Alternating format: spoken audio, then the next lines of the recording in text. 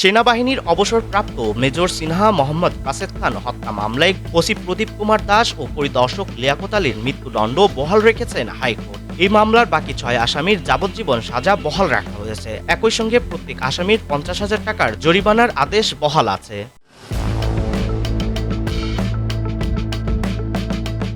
সোমবার ২ জুন বিচারপতি মোহাম্মদ মোস্তাফিজুর রহমান ও বিচারপতি মোহাম্মদ শগীর হোসেনের সমন্বয়ে গঠিত হাইকোর্ট বেঞ্চ রায় ঘোষণা করেন।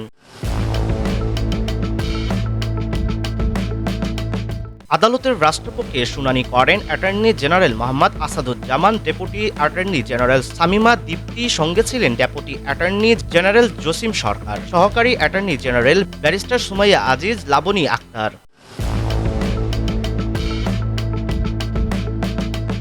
মামলায় আসামিপক্ষে শুনানি করেন জ্যেষ্ঠ আইনজীবী এস.এম. শাহজাহান, বিচারপতি মনসুরুল হক চৌধুরী, আইনজীবী শেখ মোহাম্মদ জাহাঙ্গীর আলম ও দুলাল মল্লিক। ২০২০ সালের ৩১ জুলাই রাতে টেকনাফ মেরিল ড্রাইভ সড়কের শ্যামলাপুর চেকপোস্টে পুলিশের গুলিতে নিহত হন মেজর সিনহা মোহাম্মদ রাশেদ খান।